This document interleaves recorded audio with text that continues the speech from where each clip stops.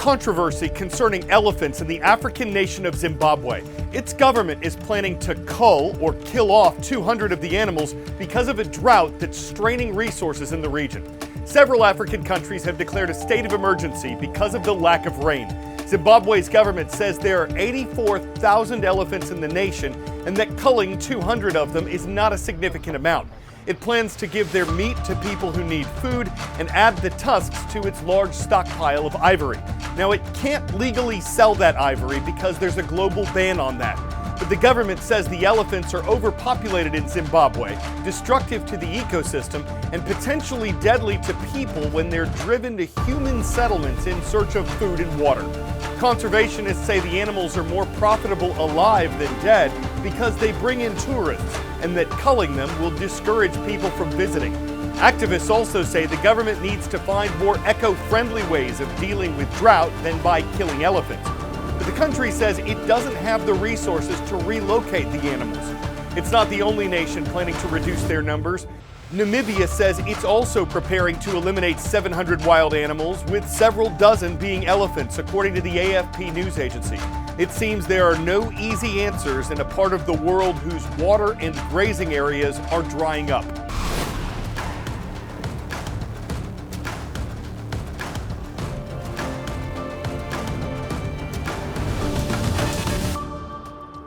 This is The World from A to Z with Carl Azuz, and I'm Carl Azuz. Thank you for taking the time to watch this Wednesday.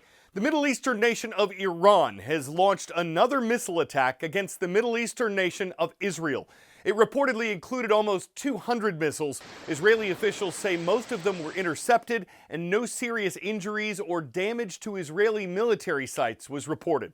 The Iranian attack came after Israeli troops crossed the northern border into Lebanon. They're on the hunt for members of a militia supported by Iran, a militia whose leader was killed by Israel last week. That's also part of the reason why Iran fired the missiles. So what happens next? Israel said Iran's attack was a big mistake that would have consequences. If the two countries get involved in a direct conflict, Iran warns its attacks will be stronger and more painful. The United States, an ally of Israel, called Iran's missile launch totally unacceptable, and other nations are holding their breath to see if war in the Middle East is about to expand considerably, or if tense conditions would settle over the region once again while an ongoing but limited conflict continues between Israel and a Palestinian militant group. Is it constitutional? Article 1, Section 3 states that the U.S. Vice President shall be President of the Senate but shall have no vote unless senators be equally divided. True or false? This is true.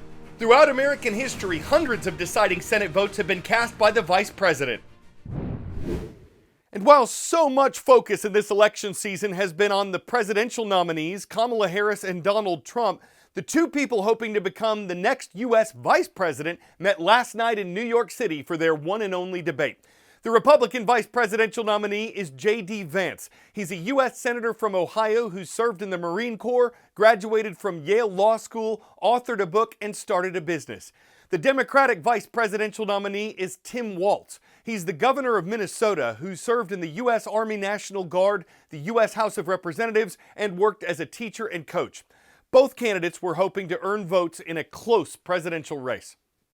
This first and only vice presidential debate is very likely the last major opportunity for these campaigns to make their final sales pitch to voters, and with such a large audience watching. Because of that, when they weren't on the campaign trail, these two candidates, they have been extensively preparing for this moment. The high-stakes undercard battle between vice presidential nominees, Democratic Minnesota Governor Tim Walz and Republican U.S. Senator J.D. Vance of Ohio.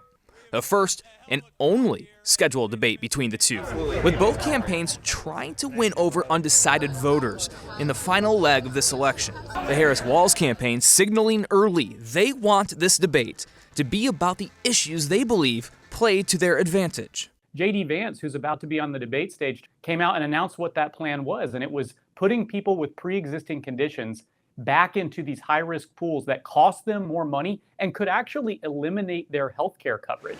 The Trump-Vance campaign in a press call using a similar tactic. JD won't let him get away with it. From the border to the economy to American leadership on the world stage. The presidential nominees and the president showing confidence in the performances of their party's VP nominees ahead of the showdown. Mr. President, any advice for Tim Walz on Tuesday?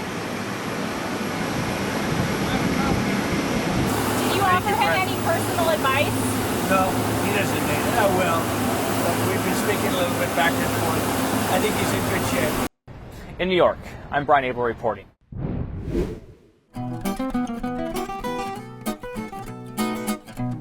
On this date in world history. A lot of history books and documents remember the turncoat Benedict Arnold, an American Revolutionary War general who betrayed the Continental Army to help the British. But John Andre was the British intelligence officer who negotiated with Arnold to get him to switch sides. And after Andre was caught and the British refused to exchange Arnold for him, Andre was executed as a spy on October 2nd, 1780. And this was the date in 1967 when Thurgood Marshall was sworn in as an Associate Justice on the U.S. Supreme Court. He'd been a lawyer and civil rights advocate for decades before that, and when he was confirmed after his nomination by President Lyndon Johnson, Marshall became the first African American to serve on the High Court. He retired in 1991. Word of knowledge. Which of the Great Lakes is the only one located entirely within the United States? Lake Michigan, Lake Huron, Lake Superior, Lake Erie. Surrounded by 4 U.S. states, including Wisconsin, which is the site of our next story, is the Great Lake Michigan. Take a look at how a Wisconsin shipwreck missing for 130 years was found in 5 minutes by a very lucky pair of ship hunting historians. In 1895, the tugboat John Evanson was lost after colliding with a larger steamer in Wisconsin's Sturgeon Bay Canal. The wreck was widely reported, but search efforts didn't start until the 1980s, and with no success. A local dive club even offered a cash reward for the discovery, but still no luck. Then, in September of 2024, maritime historians Brendan Baylod and Bob Jake combined historical records with modern search tech and headed out on a planned 3-day expedition. But a mere 5 minutes after they started scanning, this happened. I just screamed out, "Boiler! There's a boiler down there." We just couldn't believe it. We actually hadn't even started our search. We were just getting the equipment up and going. I mean, this is crazy. The pair immediately marked and thoroughly documented the discovery, eventually using more than 2,000 photos to have a full 3D rendering of the site created. The historians, who are members of the Wisconsin Underwater Archaeology Association, now plan to nominate the site to the National Register of Historic Places and hope to make it available for sport divers to visit.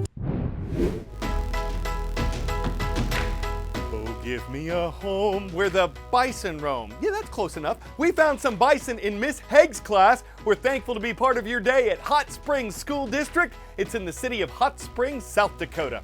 The Spartans are next. Mr. Pugh's or Pug's class is watching from the town of Felton, Delaware. Great to see y'all at Lake Forest High School. And from Cheyenne, the capital of Wyoming, we welcome the Indians of Cheyenne Central High School. It's where Mr. Sutherland's class is online and awesome.